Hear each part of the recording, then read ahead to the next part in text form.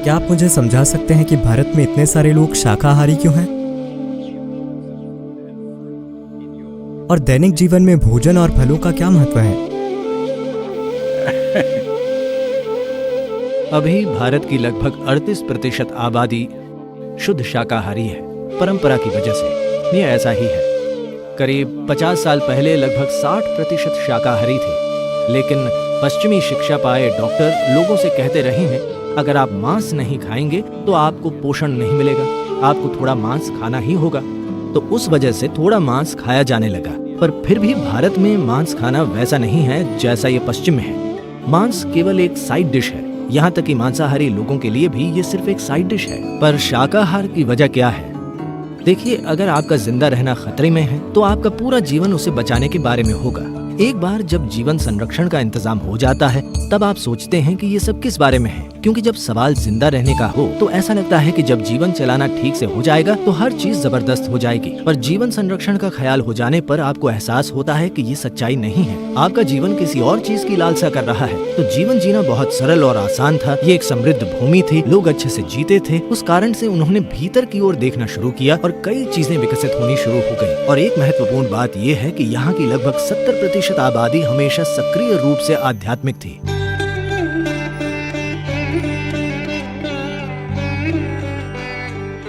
भीतर मुड़ना जीवन का एक महत्वपूर्ण हिस्सा था। इस वजह से जब वे भीतर की ओर मुड़े तो उन्हें एहसास हुआ कि वे जो खाते हैं उससे फर्क पड़ता है। यदि आप सिर्फ ताकतवर बनना चाहते हैं तो बहुत सारा मांस खाकर मांसपेशियां विकसित कर सकते हैं और एक दूसरे से लड़ सकते हैं। पर अगर आप ये देख रहे हैं कि जीवन के प्रति संवेदनशील कैसे बने, जिसे सामान्य बोध माना जाता है, उससे परे की चीजों का बोध कैसे करें, तब आप सिस्टम में जो खाना डालते हैं वो बहुत महत्वपूर्ण हो जाता है। तो वो कौन सा भोजन है जो सिस्टम से सबसे कम प्रतिरोध के साथ गुजरता है, यानी कम से कम संघर्ष के साथ गुजरता है?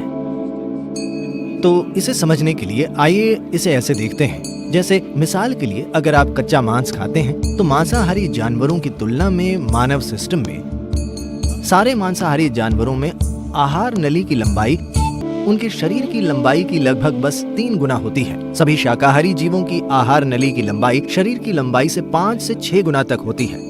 तो एक इंसान में ये 24 से 28 या 30 फीट के बीच हो सकती है, जो हमारे शरीर की लंबाई का लगभग 5 से 6 गुना है। इस किस्म की आहार नली में अगर आप मांस डालते हैं तो ये बहुत ही धीरे धीरे आगे बढ़ेगा।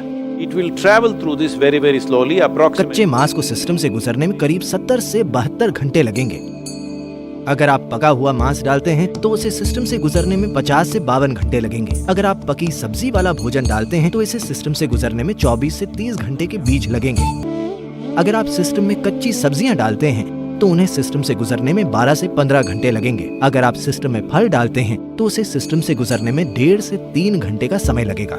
तो हमने ये पहचानना शुरू किया कि वो कौन सा भोजन है जिससे शरीर में कम से कम मल बनता है, कम से कम अशुद्धियां बनती हैं और जो सिस्टम से बहुत शीघ्रता से गुजरता है। क्योंकि योग में ये एक महत्वपूर्ण चीज है। हम सब अभी भी इन चीजों का ख्याल रखते हैं कि अगर हम कुछ खाते हैं तो 2.5 घंटे में हमें भूख लगनी चाहिए।